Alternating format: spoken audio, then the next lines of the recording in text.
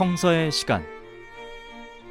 이 시간에 기독교 종합대학 한국성서대학교와 한국성서선교회 성서대학교회에서 보내드립니다. 성서대학교회 반세우 목사님의 설교 말씀으로 함께 하십니다. 오늘 우리가 함께 나눌 하나님의 말씀은 로마서 10장 14절에서 21절 말씀입니다.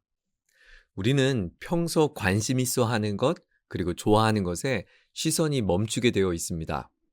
화분이나 꽃을 좋아하시는 분들은 가는 곳마다 꽃의 아름다움 앞에 발걸음이 멈춰지고 사진을 남기곤 하죠.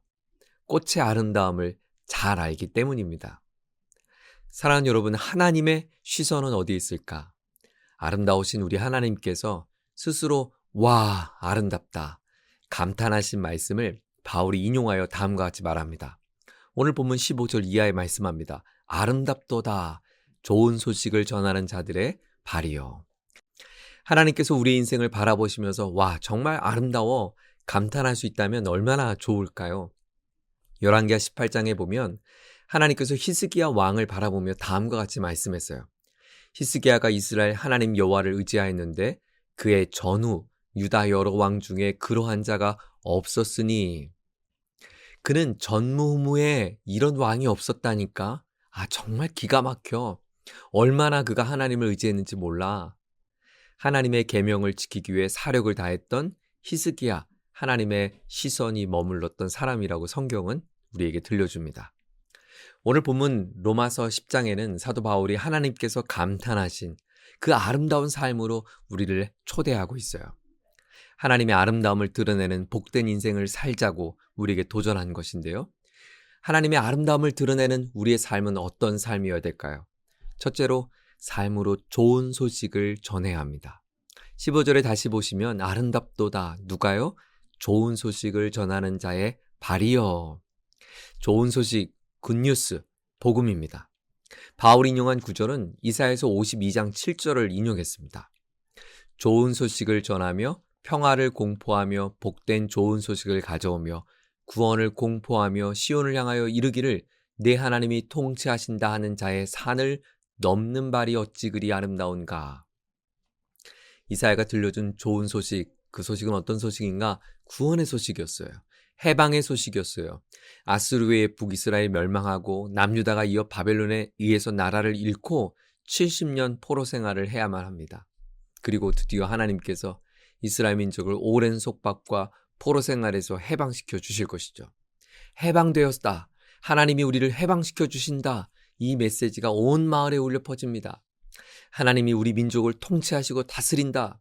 여러분, 당시 이 소식보다 더 감격적인 소식이 어디 있겠어요? 이 메시지를 전하는 자의 발이 얼마나 아름다웠겠어요? 그렇습니다. 이처럼 우리에게도 좋은 소식이 들려졌어요. 하나님께서 우리를 해방시키셨다.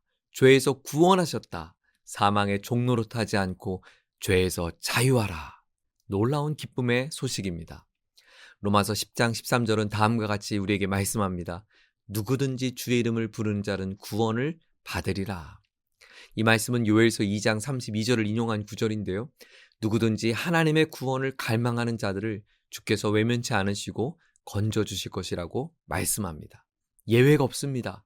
누구든지 주의 이름을 부르며 주님을 찾기만 하면 하나님은 외면치 않고 구원의 손길을 베풀어 주십니다. 여러분, 이것이 얼마나 놀라운 은혜입니까? 하나님은 우리가 저 높은 산에 올라야 만날 수 있는 분이 아닙니다. 나침판을 들고 다니며 동쪽 어느 하늘을 바라봐야만 신호가 잡히는 분이 아닙니다. 목욕제계를 하고 금은 보화를 준비하며 정성을 쏟아야 만날 수 있는 분도 아닙니다. 하나님, 저 왔어요. 하나님, 제가 왔어요. 이렇게 주님을 부르기만 하면 된다고 오늘 성경은 우리에게 말씀합니다. 추운 겨울 군 훈련소를 마치고 자대 배치를 받는 날이었습니다. 어디로 가는지 전혀 알려주지 않은 거예요. 그냥 기차에 타라고 해서 기차에 올랐습니다. 훈련소는 분명 충청도에 있었는데 기차가 점점 멀리 가더니 저를 경상도를 지나 대구를 지나 한참 더 달리더니 어느 마을에 저를 내려주었습니다.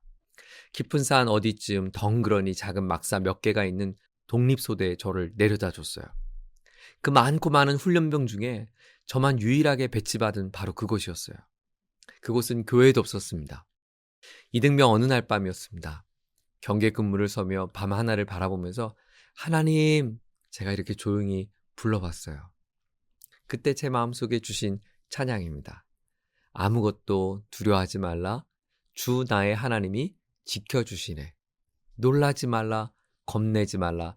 주님 나를 지켜주시네. 어찌나 제 마음이 뜨거워지던지요.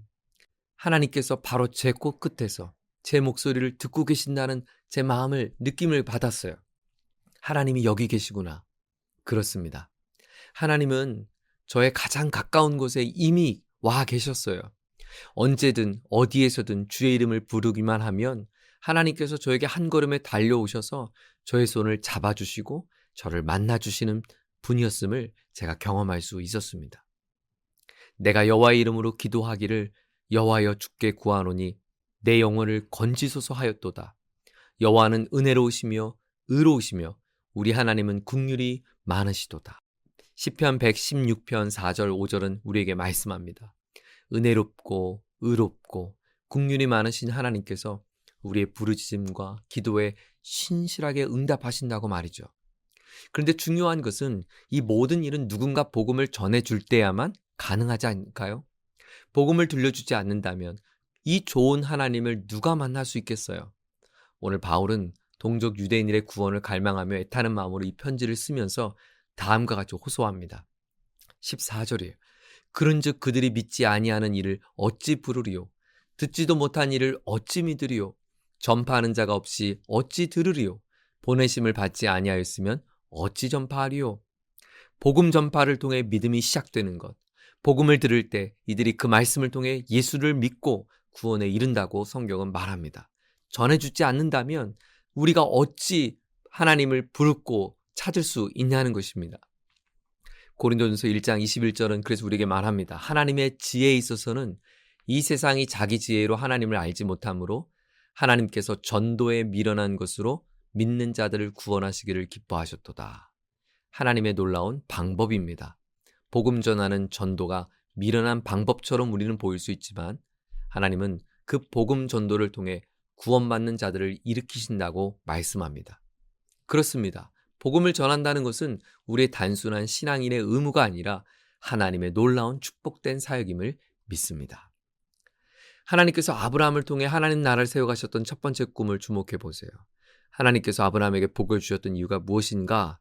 창세기 12장 3절에 보면 땅의 모든 족속이 너로 말미암아 복을 얻게 하는 것입니다. 네, 하나님은 아브라함과 그의 후손을 통해 온 세상에 하나님의 증인의 사명을 다하는 꿈을 꾸셨어요. 천하보다 귀한 한 영혼을 살리는 사명, 하나님의 복음을 흘려보내는 사명, 하나님의 가장 큰 열망이며 소망인 줄 믿습니다. 오늘 저와 여러분이 그런 하나님의 아름다운 복음을 전하는 소중한 발걸음이 되기를 주의 이름으로 축원합니다.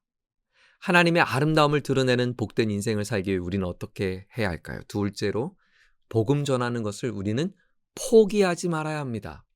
바울은 복음이 전파되었음에도 불구하고 이스라엘이 하나님 앞에 순종하지 않을 수 있다. 이것을 우리에게 들려줍니다. 16절인데요. 그러나 그들이 다 복음을 순종하지 아니하였도다. 이사야가 이르되 주여 우리가 전한 것을 누가 믿었나이까 하였으니 복음이 분명 많은 사람들에게 전파되었는데 모든 사람이 그 말씀에 순종한 것은 아니었습니다. 복음에 대한 사람들의 다양한 반응 때문이죠. 복음을 거부한 사람들이 있습니다. 18절에 바울이 우리에게 질문합니다. 그렇다면 복음을 거부한 사람들은 복음을 듣지 않는 것일까요? 아니죠. 그들은 들었어요. 그런데 그들은 왜 변화가 일어나지 않았을까요? 변화는커녕 왜 거친 거부와 저항으로 우리에게 직면하게 할까요? 네, 이것이 사실 우리가 복음을 전하는 데 있어 가장 부담스러워하는 면이죠. 많은 분들이 복음을 전하는 것을 망설이는 이유 말입니다. 내가 전한 복음으로 인해 그 사람과 나와의 관계가 깨어지고 관계가 서운해질까 우리는 우려합니다. 바울은 여기에 이렇게 말합니다. 17절이에요. 믿음은 들음에서 나고 들음은 그리스도의 말씀이라고 성경은 말합니다. 복음을 듣고서도 복음의 실체이신 예수님을 나의 메시아 그리스도라고 고백하지 않는다면 온전한 믿음이 심겨질 수 없다는 것입니다. 그럼에도 우리가 낙심하지 않고 복음 전도를 멈추지 않아야 될 이유가 분명히 있습니다. 복음 전파의 모든 결과는 하나님께 달려 있어요. 우리의 역할은 그저 충실히 복음을 전하는 것입니다. 바울은 이사야서의 말씀을 다시 인용합니다. 이스라엘에 대하여 이르되 순종하지 아니하고 거슬러 말하는 백성에게 내가 종일 내 손을 벌렸노라 하였느니라. 하나님은 그들을 향해 종일토록 손을 내밀고 있었지만 그들은 순종하지 않고 거역했다는 거예요. 그럼에도 하나님은 그들을 향해 포기하지 않고 끊임없이 손을 내미시고 인내하고 계십니다. 그렇습니다. 사랑하는 여러분, 만일 주님께서 우리에게 인내하지 않았다면, 우리의 반응대로, 우리가 거절한 대로 주님이 우리를 대했다면 오늘 이 시간 주님 앞에 설 수 있는 사람이 누가 있겠어요? 오늘도 우리가 복음을 전하는 사명을 품을 수 있는 것, 하나님의 포기하지 않는 사랑 때문입니다. 여러분, 하나님께서 포기하지 않은 영혼을 우리가 어찌 스스로 포기한단 말이에요. 하나님께서 그 영혼이 자유로운 선택 가운데 하나님을 끝까지 사랑하기를 기다리고 계십니다. 우리가 결코 복음 전하는 것을 주저할 수 없습니다. 그렇습니다. 하나님은 우리의 아름다운 복음 전하는 발걸음을 주목하고 계십니다. 삶으로 좋은 소식을 전해야 합니다. 더불어 끝까지 포기하지 말아야 합니다. 오늘 하나님이 기뻐하시는 아름다운 발걸음, 바로 우리 모두의 발걸음이 되기를 예수님의 이름으로 축복합니다.